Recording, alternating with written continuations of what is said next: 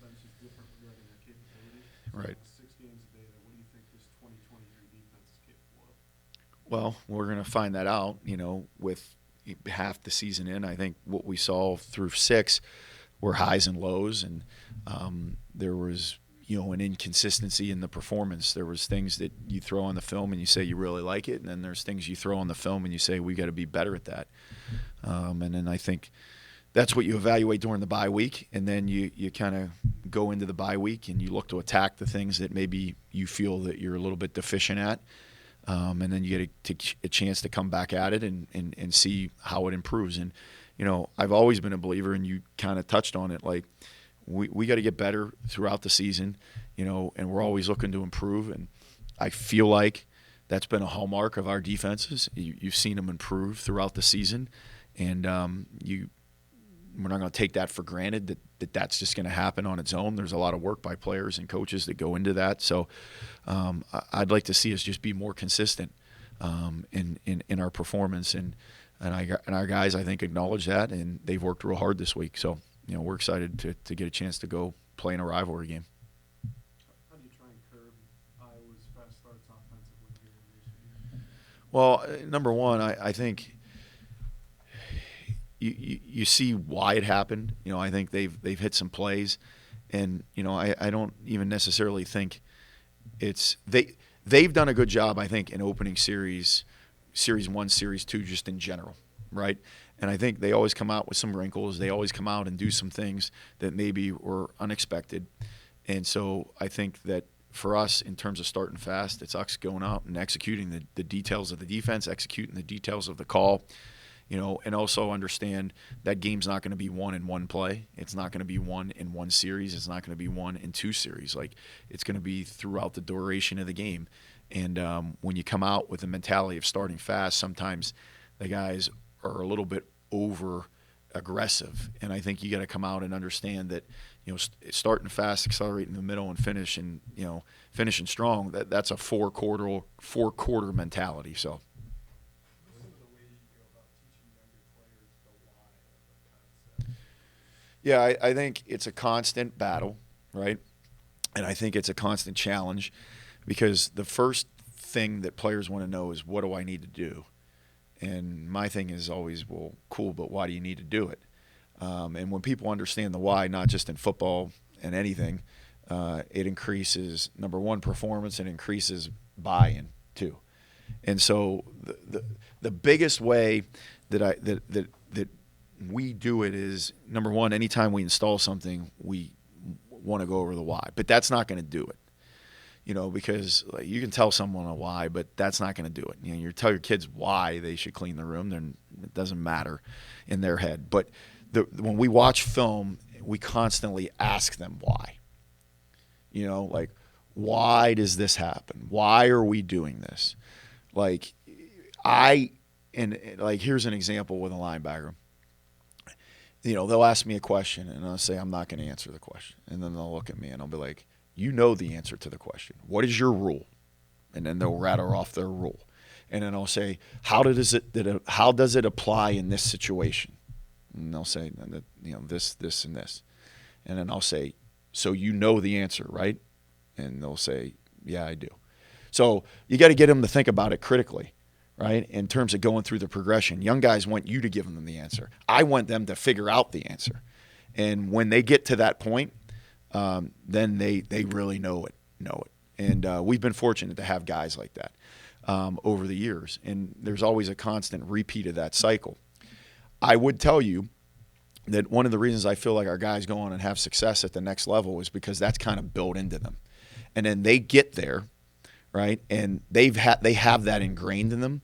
And I think if you look at some of our guys and their performances that they're having at the next level, I think it gives them a little bit of an advantage. So. How has the coaching points changed for your linebackers as they've Well, I think early in the season, you get into like their first game experience. You get into all the firsts. I think as the season goes on, there's more data and there's more things to coach. I think we've got to be better at our underneath zone drops. That's been something that I think has been consistent for us. And that's something that you watch film on. But I think during a bye week you get to really drill it and work it. And it's not surprising, especially with younger guys. Like the pass game at the college level is at a higher level and more sophisticated than it is in high school, especially depending on what high school you played at. So, that's been a big thing. And then just consistency of performance, whether it be tackling or whether it be fitting the run. It's got to become nature, second nature. It's got to become a habit. And so that's what we're kind of working towards. Iowa has a very patient approach on offense. Do you feel you have to match that, or is there a balance between patience and aggressiveness? Yeah, no, I don't think that. I think when you feel like you have to press, that's when they have you. You got to go out and you got to play, whether it's 50, 60, 70 plays, whatever it is, you got to do your job, and you got to execute. I think they've done a very good job of picking their spot to get aggressive, picking their spot to take a shot, picking their spot to get the ball pushed down the field. And when they've done it, it's given them an opportunity to go down, score points, get a lead, and then, quite frankly, they're a tough team to beat when they have the lead. And so because they play complementary football and they kind of control the clock and control the ball. So I don't think you press. I think you go out and you play each play for each play, and you look to win that play, and you can't make one bigger than the other, because when you start doing that, that's when you have a breakdown, and then that's when an explosive happens, and then that's when you get behind. Tony was up here a half hour ago or so and talked about his study of the defense, starting with the will and then branching out to other people around it. How have you seen that broader understanding of the defense help? It makes him the player that he is. You rewind 3 years, and he's worried about what to do. Like, he's worried about, well, this is where I'm supposed to align, and this is my drop, and this is who I'm keying and reading, and that's one thing. And then you fast forward to today, that stuff's not even a conversation. The conversations that he has and we have, he's asking me, hey, what do you want me to do here? What do you think about this? When they do this, I notice this. What are we thinking? Like, those are the type of questions that he asks. When you get to that point, that means you have a great grasp of the why. And when you have that grasp, it allows you to play to your athletic ability. If you're someone who's supremely talented athletically, but you struggle mentally and don't understand your role or the role in the defense or understand your responsibilities, you'll never play to your potential. And I think that the best players, generally, when you kind of look behind the curtain, they're usually pretty smart and really understand the game, and he's one of those guys. How much do the losses to Iowa stick with you? Well, all losses stick with me. All conference losses stick to me, and all close losses kind of stick with me. So I think that, the thing about that is that's a loss, and that's a conference loss, and there's been some close ones. So they're obviously, always there. They're always in the Rolodex. But like anything, you move on from them. You take the information that you have and you apply it to the next game. You apply it to the next time you play. Everything's a learning experience. So, I think anytime you're a competitive person and you're playing in tightly contested games and they're conference games and there's a lot on the line, whether it's a trophy or if it's a West championship or those types of things, those games are always important. So. Iowa tries to gap teams out with a lot of the 3-10 stuff, some subtle things, the run game, screens. How important time discipline is there? No, it's very. Yeah, I mean, they're running a lot of gap scheme in the run game, and if guys aren't able to see pullers or guys aren't able to understand the change in the fits and the gaps, obviously that's when they get you. They had a big one last week, and it wasn't necessarily a gap scheme, but they get out for 80 plus, and that kind of changes the complexion of the game. The screen game is obviously something I think they excel at, and that's one where if you get over aggressive and you don't do a great job retracing, you don't do a good job of recognizing, that gets out in the open field, and now it's a chunk play, and chunk plays lead to points. So the discipline is critical. It certainly is. Do you think their offense has changed much since they've had the injury quarterback? I think in each game, right, and this is what good teams do, and I think they're a good team. I think they do what they have to do to win the game. I think last game you saw them run the ball, and I thought they were very effective at doing it. The game before against Purdue, it was a little bit more open, a little bit more of a wide open game. They were throwing the ball. They were still doing things that they had done before. So I think it's really a factor of, and I think this is why they've been successful. They do what they have to do to win that game. I think if they feel like they got to come out and throw it 30 times, they'll come out and throw it 30 times. If they think they need to come out and run it 45 times, they'll come out and run it 45 times. So I think, like anything, you're always going to feature the strengths of what each quarterback does, and we're always attuned to that. Like, is there any difference in variances in the play calls based on who's in there? And there naturally is, because different players have different strengths and weaknesses. But I think the biggest thing you'll see is just they'll do what they think they have to do to win the game. So. Yeah, I think any Big Ten West game is generally more physical than the other games, just to be quite honest with you.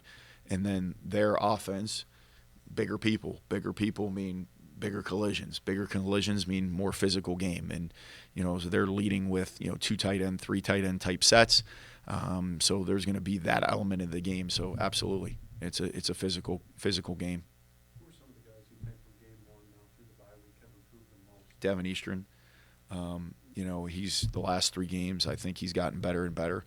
And I've seen him enjoy the process, which is awesome, because when you start enjoying the process of work, then you work harder, and when you work harder, you get better. And that's part of that's just part of it, right? That's part of your confidence. Your confidence is the result of preparation and positive action, right? So you prepare, you gain a little bit of confidence, but when you go out and have success, it creates more buy-in. So he's having some success, and so now he's got confidence, and now he's working even harder. He had a phenomenal practice today. So, we're excited about what he's doing and what he's capable of. So that would be like the number one guy that kind of stood out to me just in terms of improvement, and then probably Jack Henderson. From where he was when he first got here to what he's been able to do the last 3 weeks or so is been impressive to see. So.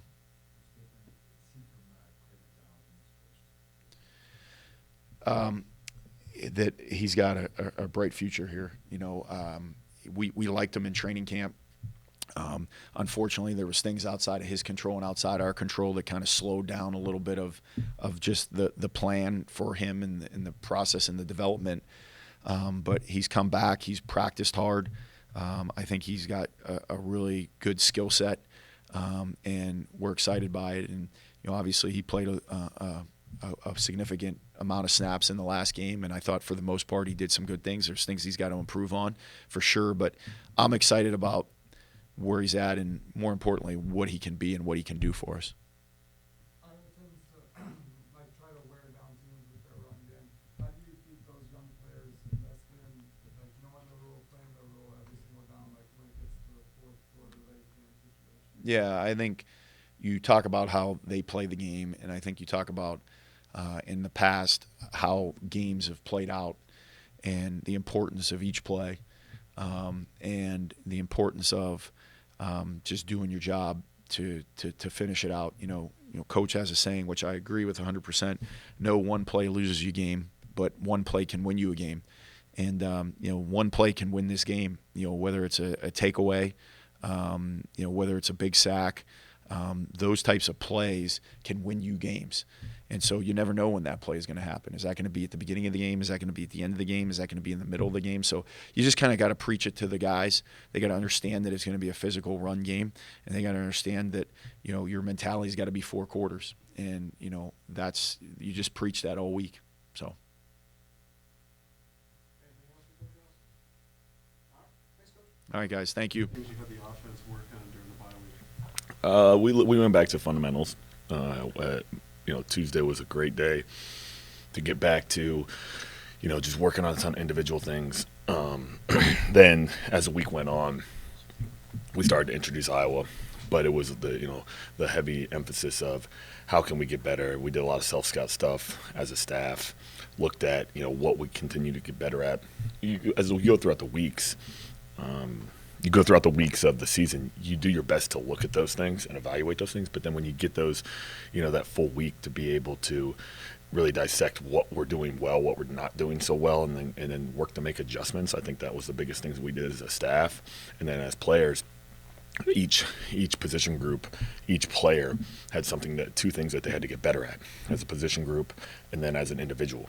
So we looked at that for each player and then focused on those things, whether they're playing every snap or they're on the scout team. So those were the things that we, worked to do, and I thought it was good to be able to hone back in on those things and then also be hard on the players to a certain extent of, hey, this is what we need to do better and this is what they have to look at to make themselves better in the second half of the season.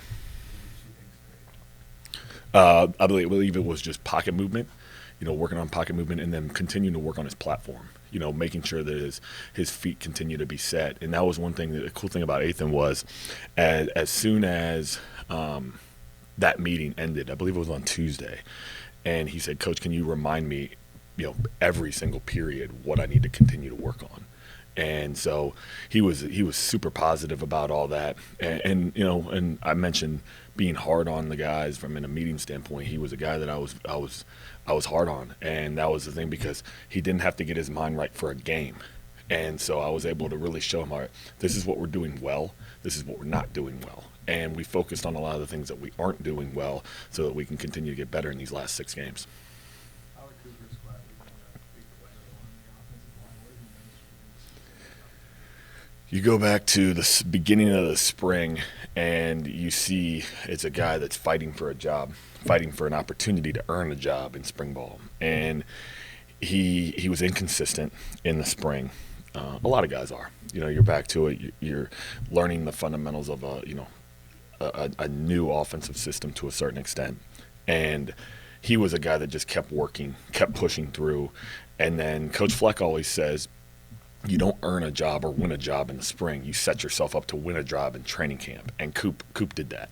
He set himself up to go into training camp where he wasn't the one. He was a guy who rotating with the ones.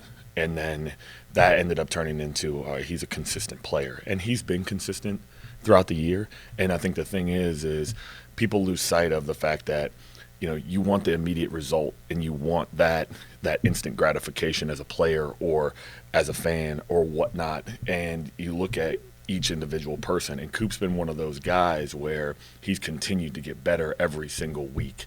And there's things that he's not done well. There's things he has done well. But that's how we look at it with each individual player. Coop's just one that I'm highlighting right here. If he's a guy that's just every single week he's taken the coaching from Cali and gotten better every single week. And he's going to eventually, hopefully, become a guy that leads in that room. Might not be this year, but it might be a guy moving forward where, hey, he's a guy that guys look to that they know that he's going to continue to get better and he's going to become a catalyst up front. Iowa feeds off takeaways. Mhm. What was the emphasis to avoid those?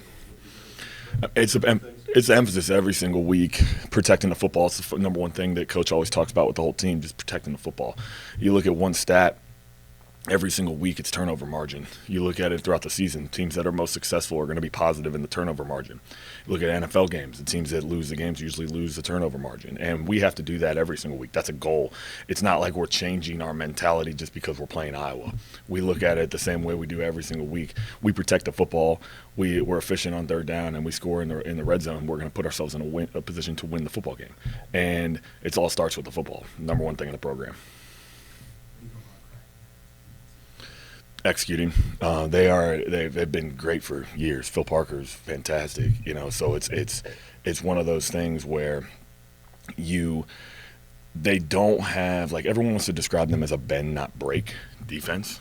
I don't look at them that way. I just look at them as an extremely sound, aggressive, physical defense. That's what they are. Like, everyone thinks that you can move the ball on them and just get down the field and then they just hold up. They don't do that. They're extremely sound. You have to do a great job offensively of looking at what is being successful, because you know that he's going to make an adjustment as the game goes on. That's proven. You watch any game that when we've gone against him, he has always been the guy to make an adjustment. And when we make an adjustment, he's ready to make another one. And so I think that the impressive thing about them, and their players play extremely hard. They run to the football. I can't say enough positive things about them, just as of how hard they play. And when you put players in a system where they play extremely hard and then they end up executing the scheme, it's a recipe for success. And I think the thing is it goes back to just protecting the football, executing, and then being able to capitalize when they give you the opportunity to take a shot or make an explosive play. That's what I think it boils down to, and that's how I think we're going to look at it Saturday afternoon on whether or not we have success or not. Finishing drives has been an issue. Mhm. You go back to 21, 3 red zone field goals Yep. last year, 3 empty possessions. Yep. including Iowa 35. So Yep. that's going to change in Kinnick this weekend. What has to change? It's, first of all, it comes down to, mastering the game plan down there. The game is broken down into 3 different things. It's broken down into first and second down, third down, and then when you get into the red zone. And it's mastering those 3 game plans. And if we can get down there and we can execute, obviously every offense in America wants to be able to run the ball down there. And I think we can continue, hopefully we can be able to run the ball schematically and just physically up front, and I think that we've set ourselves up to do that. The second thing is just making smart decisions. Hopefully, myself, I can put them in the best position to succeed down there, but finishing drives down there is critical, not turning the football over. If you have to kick a field goal, you have to kick a field goal. It's getting points when you get down there, and we want to be able to, capitalize and score touchdowns, not field goals. With the struggle to win at Kinnick, the run has been this century at this point, haven't won since 1999. How do you break that streak, and how do you emphasize that to them? This is a totally different season, totally different team. That's all I've continued to focus on with the offense. Coach Fleck has done a great job of every single week. I've been with him for 6 years now, whether it's at Western Michigan or it's here. And the awesome thing about him is he's always been 1-0 in the championship season. And this happens to be Iowa. It could be any opponent. We don't look at the past teams. This isn't 2019. This isn't 2015. Whatever year it is, it's just we have to be able to go out and execute. This team has to go execute against Iowa's team, and I think that's what we have to continue to harp on. We have to continue to focus on, because if you get caught up in all that, that's the external noise. And if we think about that, it's going to be a distraction when we go to Kinnick, and we can't focus on that. Maybe a couple weeks ago about getting Braille from the offense, you always wanted to be a part of it. How would you kind of rectify that? It's been a great bye week for him, and I think we went back and I looked at a lot of things with him. I looked back, I watched a lot of that last year's Iowa game with him and how physical that game was, and he played outstanding in that game. I think he had 3 or 4 catches. He didn't do a ton in the pass game, but he did an outstanding job in the run game. And he's getting back to that way. Like, he never left. It's just like I've said with Ethan, I've said with other guys, they go through these ups and downs, and he's not been in a down deal. Like, I think the thing is that people had expectations for him. Defenses had expectations for him, and he's seen different things.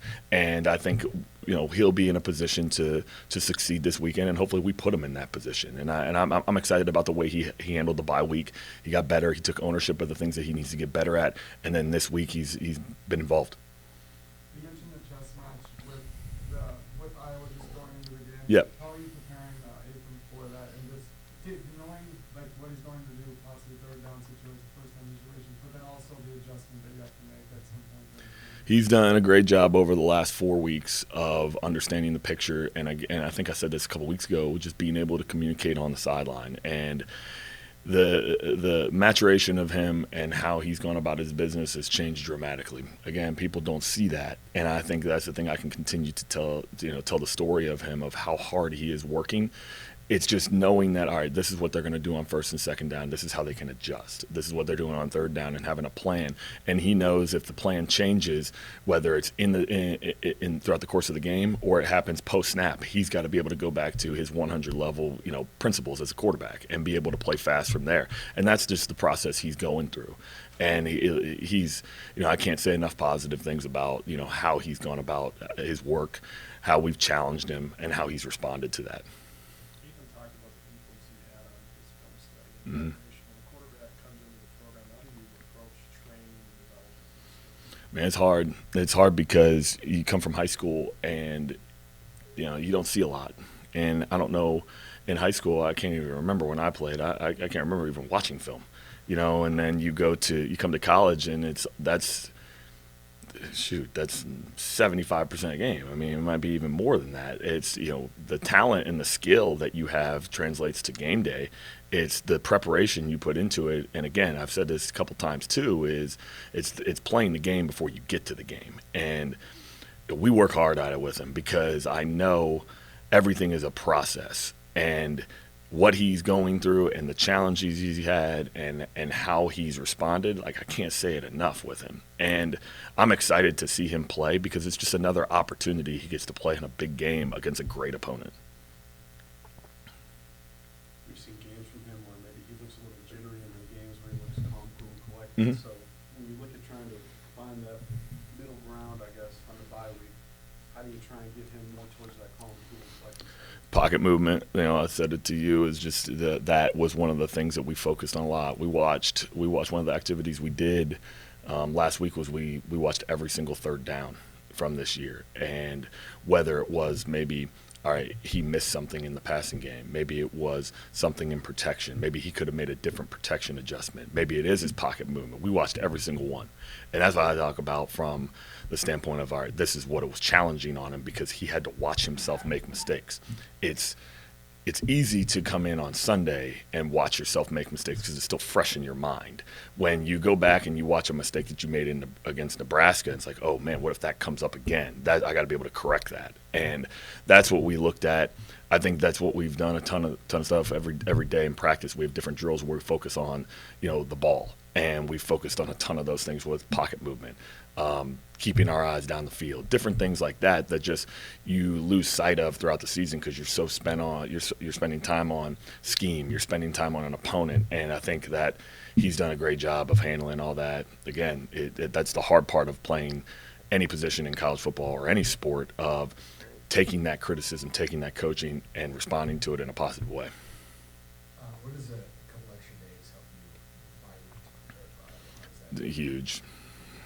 I mean, just the amount of time that goes into a week of just game planning an opponent, it's huge to have those extra couple days. And Coach Fleck does an awesome job of doing that for the staff, of building that into our schedule where he gives us enough time to be able to look at self-scout stuff, look at us as an actual team.